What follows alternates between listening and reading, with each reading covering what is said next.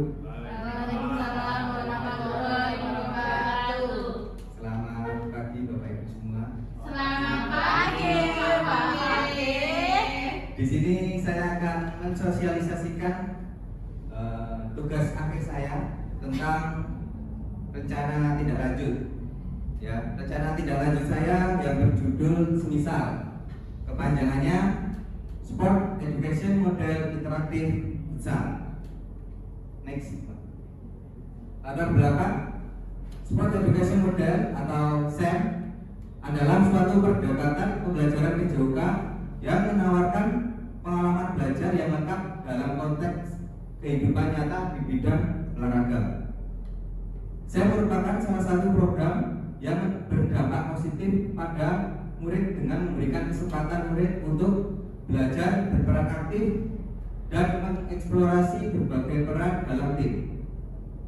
Selain menjadi pemain, murid dapat mengambil peran lain tergantung aktivitasnya, seperti menjadi pelatih, manajer, wasit, pencatat skor, dan lain sebagainya. Lebih luas lagi, peserta didik atau murid dapat menjadi penganalisis pertandingan, jurnalis, dan sebagainya. SEM ini memberikan kesempatan kepada murid untuk mempelajari keterampilan, taktik, strategi, aturan, permainan, serta memahami tanggung jawab sosial SEM melalui berbagai peran sesuai kemampuan murid dalam memberikan suara, pilihan, kepemilikan. Memberdayakan murid saat program sekolah direncanakan, dilaksanakan dan dievaluasi sehingga terwujudnya lingkungan yang menumbuh kembangkan kepemilikan murid.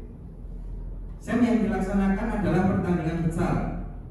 Dari hasil identifikasi aset yang ada di sekolah, semuanya dapat dimanfaatkan untuk kegiatan pertandingan futsal, mulai dari sarana dan prasarana sampai dengan alat pendukungnya.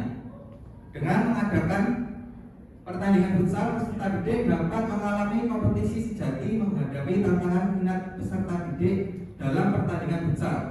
Kegiatan ini dipilih karena dari banyaknya minat peserta didik dalam kegiatan futsal dan hasil survei peserta didik. Ya, di sini saya mengambil ini karena pengalaman, jadi pengalaman murid untuk menjadi panitia di sebuah pertandingan futsal. Jadi murid berperan aktif dalam jadi pemain, jadi supporter, jadi panitia, wasit, dan lain sebagainya. Next. Ya, tujuan pembelajarannya terwujudnya peserta didik yang bertakwa dan beriman serta memiliki kebugaran sehat, gembira, dan berprestasi. 2. Pemahaman peserta didik tentang olahraga dan membantu mereka mengembangkan keterampilan, pengetahuan, serta nilai sosial melalui pengalaman mengelola tim sesuai peran yang diminati. 3. Penerapan konsep belajar aktif, di mana peserta didik terlibat secara langsung dalam kegiatan belajar. 4. Menekankan pembelajaran melalui pengalaman nyata dan situasional. Terakhir, meningkatkan motivasi dan keterlibatan peserta didik dalam pembelajaran. Capaian, langkah, dan hasil yang diharapkan. 1. Pemahaman tentang kompetisi dan permainan futsal. Langkahnya, sosialisasi dan pembahasan dalam technical meeting.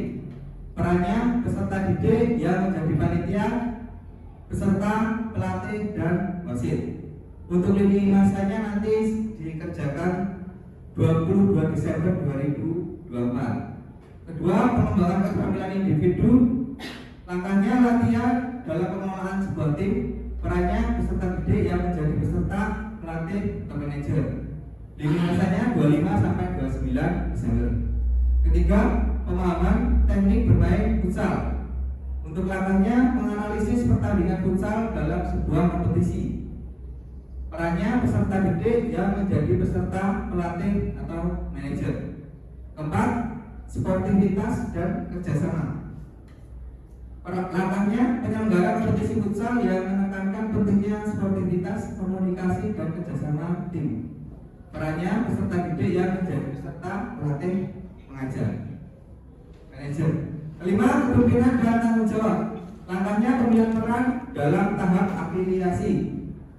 Perannya peserta didik yang menjadi peserta pelatih atau manajer. Ini masanya 8 Januari sampai 22. Lanjut. Struktur program dan mitra. 1. Kurikuler. 2. Peserta didik yang terlibat dari kelas 10 dan kelas 11, baik laki-laki maupun perempuan.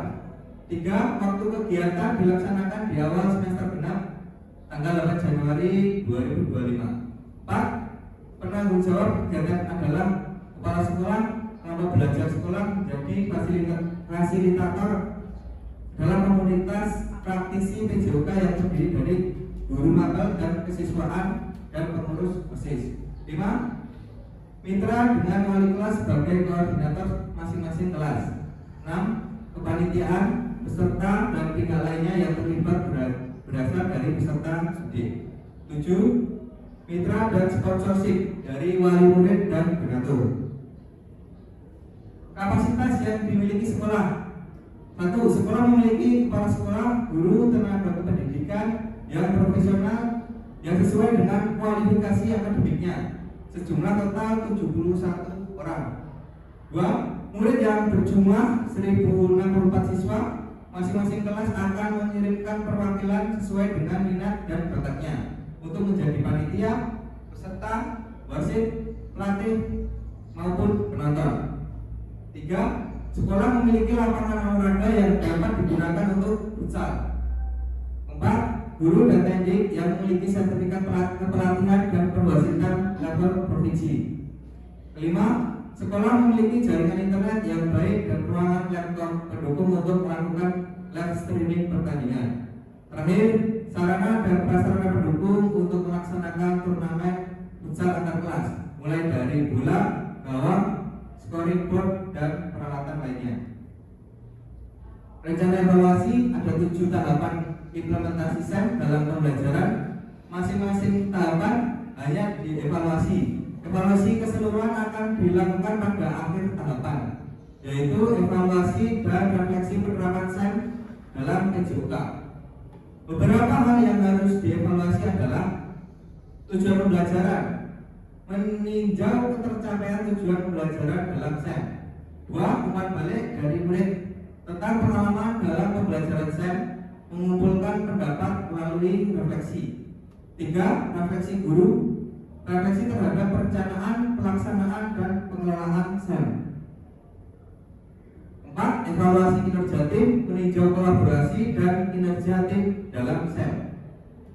5. Evaluasi penerapan konsep fair play, meninjau penerapan konsep fair play dari sikap sportif terintegrasi dengan baik selama pelaksanaan.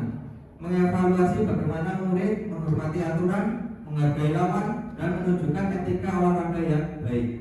Terakhir, evaluasi manajemen kelas dan pengelolaan waktu, efektivitas, keaktifan murid yang terlibat sesuai perannya. Kemungkinan dan tantangan pengelolaan waktu. Jadwal yang padat dan keterbatasan waktu dapat mempengaruhi penyelenggaraan faktor alam atau cuaca, lapangannya indoor atau outdoor. Motivasi peserta, peningkatan motivasi peserta dapat menjadi tantangan, terutama jika mereka mengalami kegagalan atau kelelahan selama turnamen. Manajemen tim, kesulitan dalam manajemen tim, termasuk perbedaan kemampuan, kepribadian, atau konflik antar pemain. 4. Evaluasi dan umpan balik. Memberikan evaluasi yang efektif dan memberikan umpan balik yang konstruktif kepada setiap peserta. 5. Keterlibatan orang tua dan komunitas. Kurangnya dukungan atau keterlibatan orang tua dan komunitas dapat mempengaruhi motivasi dan dukungan peserta.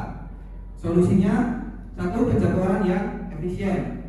2. Jika terjadi penundaan pertandingan, maka dijadwalkan di hari yang kosong. 3. Menggunakan pendekatan positif dan memberikan motivasi tambahan melalui pengakuan dan ujian. 4. Komunikasi terbuka dan segera menangani konflik. 5. Memberikan umpan balik secara individual untuk setiap peserta. Terakhir, mengadakan pertemuan dengan orang tua untuk menjelaskan tujuan program. Baik, itu sosialisasi rencana tindak lanjut saya. Mungkin rekan-rekan atau Bapak Ibu guru mau memberikan masukan, silakan. Ya, Bu Suci, silakan.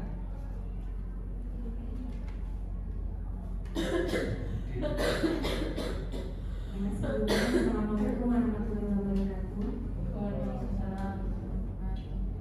Baiklah, sebelumnya terima kasih kepada Bapak Wakil atas kesempatannya.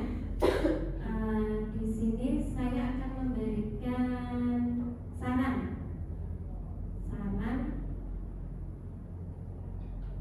terkait program yang sudah Bapak lakukan,